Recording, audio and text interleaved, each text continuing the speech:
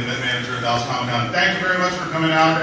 I'm not going to waste any more time because, you know, it's such a thrill to even be able to say it. Ladies and gentlemen, the greatest captain of all time, William Shattner!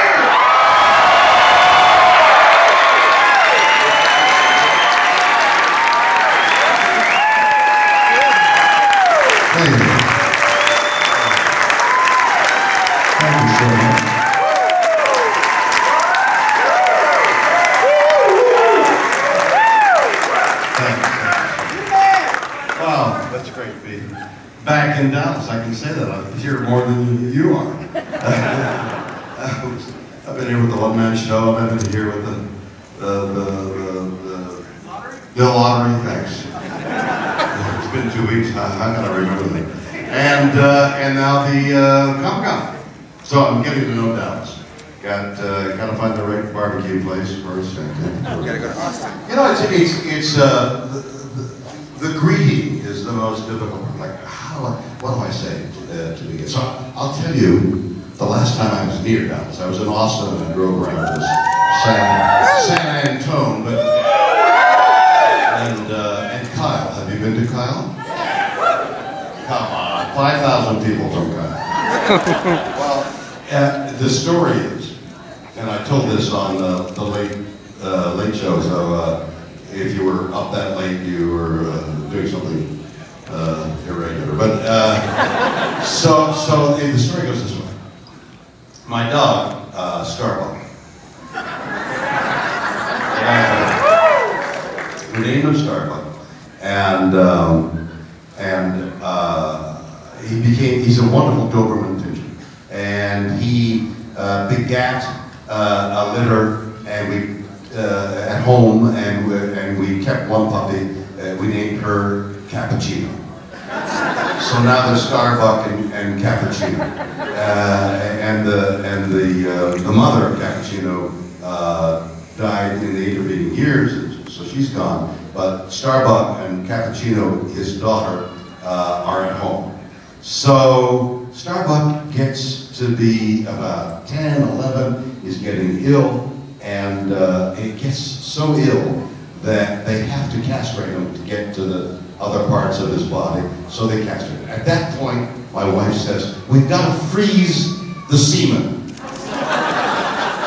So we find a place immediately, and we put the family jewels in a box with ice, and I run to the place that freezes semen, and I run down this long hallway, and then I get to the secretary, and I say, I've got the balls, and she says, you certainly have. So we freeze the semen, and it's there for, and we think any moment Starbuck is going to die. Starbuck doesn't die. 11, 12, 13, he's 13 and a half years old now. He's staggering around, but he's still alive. A great old dog. But we're thinking, we don't want Cappuccino to be alone when he dies, because she's been with him for 6, 7 years. So we find a female dog. It's called a bitch. We find the bitch, and the bitch is in Kyle, Texas, okay? So we send the semen to a veterinarian in Kyle, Texas. We don't know where Kyle, Texas is. We know the bitch is there, and the lady, Tina has got the bitch. So Tina and Elizabeth and I are conferring about getting the right semen at the right time, and the bitch coming in. You know, it's all breeding. So the veterinarian, whom we don't know, calls one day and says, you will not believe this, but we have frozen semen from Starbuck's father, Ike. Ike, we got great semen from Ike, and we don't know the motility of Starbuck's semen is a little strange, so we don't know whether, but what I'm going to do is, when the bitch comes in, when the egg is, the prime, there's like an hour or two, like the prime time, 12 hours before that, I'll impregnate her with Starbucks semen, and 12 hours after that, I'll impregnate her with Ike semen, we'll straddle, and we'll get puppies, and we won't know whether it's Starbucks or Starbucks' father, but at that point it doesn't matter. 11 weeks later, gestation period for puppies, 6 baby girls, 6 puppies are born.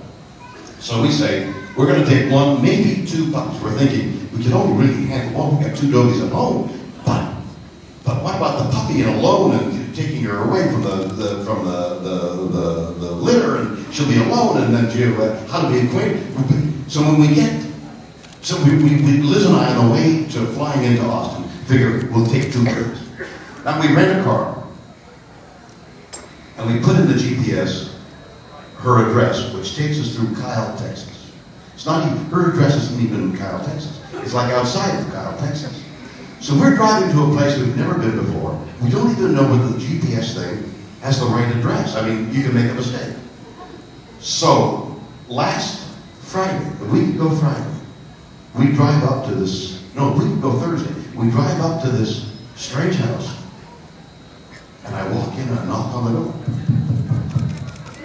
And somebody answers, and I say, "Are you Tina?" She says, "I'm Tina. You've arrived." Like the coming of, who knows? You go in the door, and there's the whelping box, and there's 6 puppies. Okay, so now the problem is, how do you choose the right puppy? So there's a whole technique in choosing the right puppy from a litter. Like, you want personality, so you watch what they do and how they do. Who's the one that's most afraid? You don't want to do that. A Doberman is afraid, is a dangerous animal. You don't want one that's too aggressive, but then a Doberman that's aggressive is a dangerous animal. So there's this whole thing. Not only that, but you want confirmation. Maybe we would show a Dobie puppy. Years ago, when I first started with Dobies, many years ago, I had a great male dog. I named him Kirk. And Kirk did really well and got the Westminster Dog Show. And in what do they call it? In the group, the judge went. She lined them all up, and she went, and then she pointed at me, and I thought, oh my God, I'm going to win the group. And she went, and you, the guy beside me. So I go around saying, I almost won the group with Kirk. Now we stack the puppies up, and we see what the confirmation is. We look at the way the puppies are running, and finally we choose 2 puppies.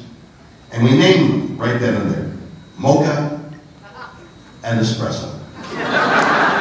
Starbucks puppies. Now we begin the journey back to Los Angeles in a rented car. Okay? Remember, this is a week ago that we were north of Dallas, but the same storm systems came in. We drove through tornadoes. There was hail the size of golf balls that went to baseballs. It's thundering against the car, and I'm thinking, this is a rental car, I paid for insurance. I don't care! The worst thing is to be in your house and a tornado's coming. But if you want to experience the magnificence of nature, and you're in a rental car, to which we paid insurance, so no matter what harm comes to the car, it doesn't matter. Incredible. So I'm with 2 9-week-old puppies, my wife and I, and we're driving through tornadoes. Then the hail, then the lightning, and then the rain, and then we're out of it, and we're into Texas and driving as fast as we can. Got to get to Tucson, 1,000 miles almost away. I got to do it on a Friday. We'd stayed over Thursday night. We've got 2 9-week-old puppies. So 9-week-old puppies, they sleep, they eat, they pee, and they cry. Large. The mystery is, how does a puppy poop as large a turd as a puppy does? It's a mystery. It's weird, or what? Which happens to be the title of a show on the Sci-Fi Channel, which you all better watch. It's fun. And not only that, the rest areas in Texas and in Arizona, they call them rest areas, but you don't want to put a 9-week-old puppy down on the ground in these rest areas, because they either have those little spurs, those little burrs, that get into their pads, which they did, or the next rest area, they were going like this.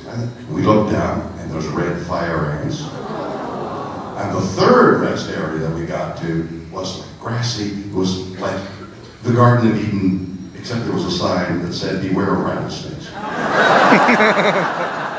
Finally got home between the poop and the pee and the eat and it was all great. So we've got four dogs at home. My wife just texted me saying your pack is waiting for you. So that was my association with. And I was reading about the weather hitting Dallas as well, and so I commiserate with you, and we were frightened by those tornadoes. I just imagine what it must be like to see one coming at you where you're losing life and property. Okay, so what I'd like to do is have you ask me a question, and I'll just ramble on and riff on the question and try and give you information and amuse you, and we'll spend an hour sort of getting to know each other. Well, now one more thing about me. Well, we'll either talk about me or you. I mean, which is your and we'll talk about you in a minute. But just to finish up, I just finished the last licks on a new album, calling it Ponder the Mystery. I've written the lyrics. A great musician by the name of Billy Sherwood, who was one of the members of Yes, has written the music. It could be terrific. It's one of the, well, it's like appearing in front of an audience. You don't know how it's going. When I was on Craig Ferguson show the other night, my wife said, "How do you think it went?" I said, "I thought it went rather well." And she was silent. I thought, "Oh dear." You never know. The audience tells you how a piece of what you're doing is any good or not. And I'm only, you can only do from your own heart what you think is good, and then I present it to you, and I hope you like it.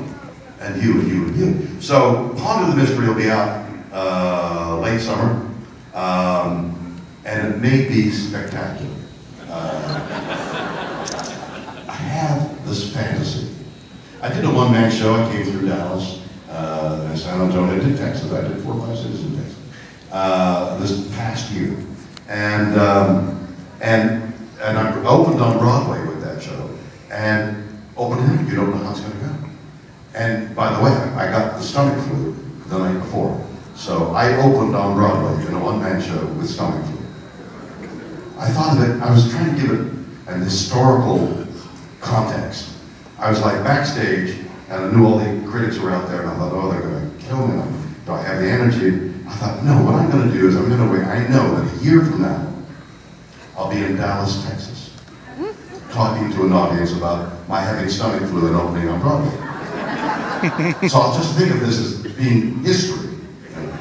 And that's why I approach it. So this record, I'm thinking, could be another show.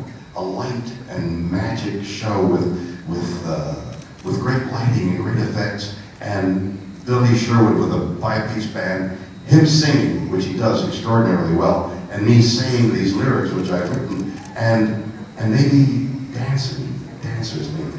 So that's this fantasy I have of this record, if it's any good. So maybe I'll be back in another year in a one-man show called Ponder the Mystery. So,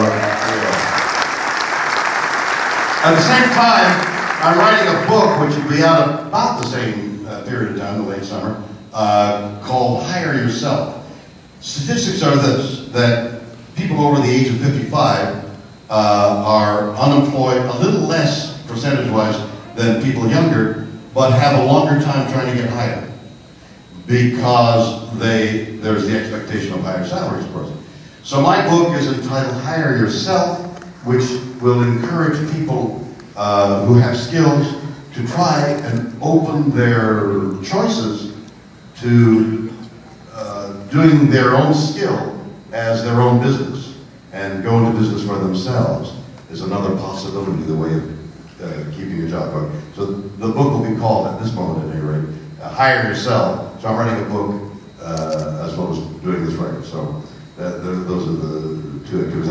I'm editing right now a documentary that I made. We're calling it Wacky Doodle.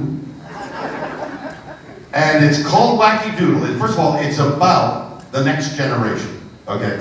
You guys have all seen the Next Generation cast. they're buddies of mine, all of them. I love them dearly, they're great. I'm going to tell the story of the next generation in its formative first 2 years. It was crazy. Gene Roddenberry was getting ill at the time. He was making edicts that the other people had to follow, and the resulting chaos of the first 2 years of the next generation, I think, makes a compelling story. And I've got all kinds of wonderful people in it, and telling their story. The heads of the studio, the heads of the networks, the people working on the show, the writers, the directors, the producers, all telling this intense story of trying to put on the air something that became enormously successful for 7 years, almost didn't make it to its first and second year because of this chaos that was going on. So we're editing that, calling it Wacky Doodle, and that'll be up in a while. Okay, questions. Do we have a microphone on the floor? I have. Yes. So have somebody speak loudly into the microphone and ask me a question that reflects a huge general subject. All right.